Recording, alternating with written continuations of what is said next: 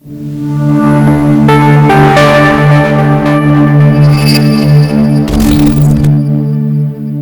and welcome to government class. In today's government class, we'll be looking at the Macpherson Constitution of 1951. In our previous classes, we already looked at Clifford's Constitution of 1922, Richard's Constitution of 1946. To know more about these constitutions, please look through our previous videos. But for this class today, we'll be looking at Macpherson's Constitution of 1951. In 1948, Sir John Macpherson became the governor of Nigeria after the retirement of Sir Orchard Richard. A new constitution was drafted and introduced to Nigerians in 1951 as Macpherson's Constitution. In drafting the constitution, Sir Macpherson took certain important steps to ensure that the constitution was drafted according to the will and the wish of Nigerians through effective consultation, so as not to repeat the same mistakes made by its predecessors. So, there is a large difference between Macpherson's Constitution and the previous constitutions we looked at, which are Clifford's Constitution and Richard's Constitution.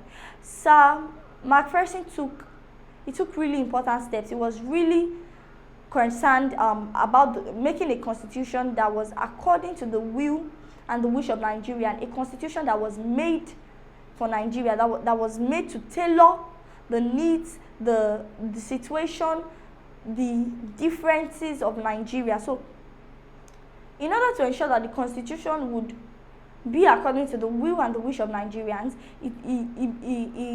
he went through several consultations, and these consultations were done. He made these consultations by consulting Nigerians, so as not to repeat the mistakes that his predecessors made.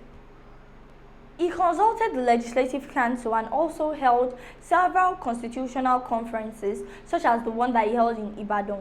And he consulted the Legislative Council and held these conferences so as to make a constitution that was tailored according to the needs and the situations of Nigerians.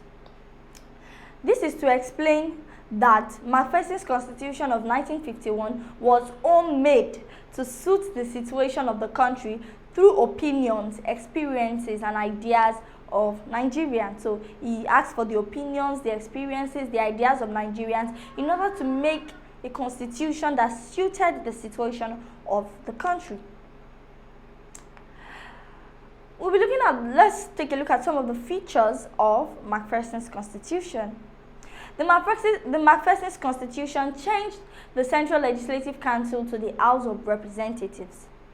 So, unlike what we had in Richard's Constitution, where the Legislative Council at the federal level was called Central Legislative Council, Macpherson's Constitution changed it to the House of Representatives. This House of Representatives had 148 members. Out of this 148 members, 6 members were official. 6 members were nominated by the governor to represent the interests of the people who were not fully represented in the House, that is the House of Representatives. And 136 representative members came from the regions. They were elected by the regional legislature. So let's look at the breakdown of these 148 members again, so as not to get confused. Out of the 148 members that consisted of the people in the House of Representatives, 6 of these members were official members. 6 other members were nominated by the governor. And these 6 members that were nominated by the governor were nominated to represent the interest of the people who were not fully represented in the House of Representatives, in the House. Now, we also had 136 other members. And these 136 members, they were members that were elected they came from the regions, and they were elected by the members of the regional legislative councils. So it was the regional legislative council that elected their own representatives into the House of Representatives through their electoral colleges. And so 136 members of the House of Representatives were from the region, and they were elected by the regional legislature. Out of the 136 representative members from the regions, the northern region had 68 members, the western region had 34 members, and the eastern region also had 34 members. The president of the council remained the governor of the country. Another feature of the Macpherson Constitution is the Constitution also changed the Executive Council to Council of Ministers.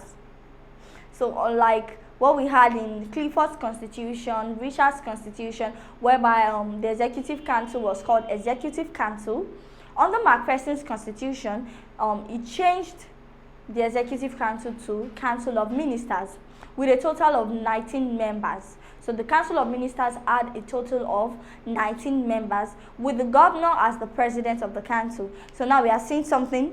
The governor was the president of the House of Representatives, which is the Legislative Council. He was equally the president of the Executive Council, which is now called the Council of Ministers.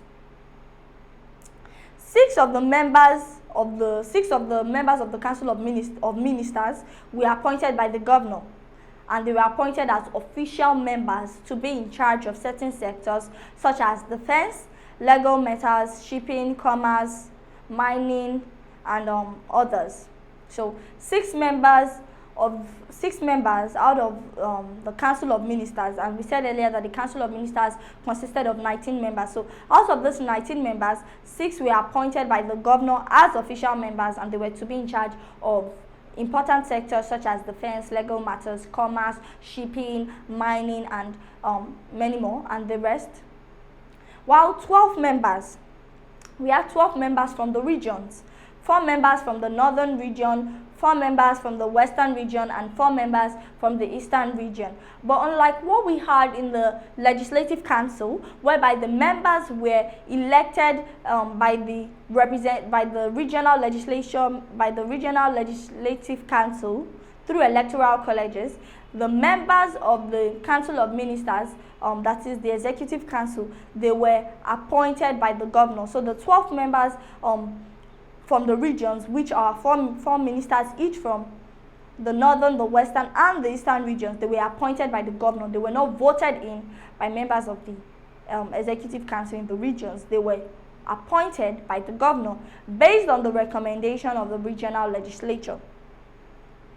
The 12 appointed ministers, they were not really in charge of any sector, so they were just ministers without portfolios, because they did not, they can't say, okay, I'm in charge of finance, I'm in charge of education, I'm in charge of finance, I'm in charge of education, I'm in charge of youth, I'm a council for youth affairs, I'm the minister for sports. They did not really have any portfolio. They were just called ministers, just so that it doesn't look as though the Executive Council does not have the members of the regions are not equally represented in the Executive Council, like what we had in Clifford's Constitution and Richard's Constitution. So they just the governor appointed 12 members from the regions to be part of the Council of Ministers. But unlike the 6 members that were appointed as official members by the governor, who were in charge of certain sectors, the 12 members that were appointed by the governor from the regions, they were not in charge of any sector. So that is why we call them ministers without portfolios, because they are not they are not in charge of any particular sector. They are just called ministers. So it's like minister for what? They're just ministers without portfolios. The Constitution created 2 chambers of legislature in the northern and western region, and these bicameral legislature consisted of the House of Assembly and the House of Chief. While in the eastern region, it was a unicameral legislature. They only had 1 chamber of legislature, which was the House of Assembly. So Macpherson's Constitution of 1951 made that differentiation between the northern and the western regions and the eastern regions by giving the northern and the western regions a bicameral legislature comprising of the House of Assembly and the House of Chiefs, and leaving the Eastern region with only one chamber of legislature, which was the House of Assembly. Another feature of Macpherson's Constitution is the 3 commissioners for each of the 3 regions were renamed as lieutenant governors. So the 3 commissioners, that is, for each of the 3 regions, the northern, the eastern, and the western region, they were renamed as lieutenant governors. And there were 5 official members and 9 ministers. And 5 official members and 9 ministers were created for each of the 3 regions. So each region had 5 official members. They had 9 ministers. That is, in their executive council, they had 5 official members. They had 9 ministers. Each region had 5 official members and 9 ministers. And the Macpherson's Constitution renamed the 3 commissioners as lieutenant governors. The 3 commissioners for each region as lieutenant governors. The colony of Lagos was made to be part of the Western region and not a separate entity as entailed in the previous constitution. So like what we had in Richard's constitution, where Lagos was administered as an entity on its own, Macpherson's Constitution joined Lagos with the Western region and did not administer Lagos as a separate entity anymore. And with this, we've come to the end of this class. In the course of this class, we looked at some of the features of Macpherson's Constitution. We looked at the breakdown of the members of the Legislative Council, which is now called the House of Representatives, and the breakdown of the Executive Council, which is now called the Council of Ministers. We also looked at the fact that the Northern and the Western regions had bicameral legislature, while the Eastern region had a unicameral legislature. And with this, we've come to the end of this class, and I'll see you at the next class.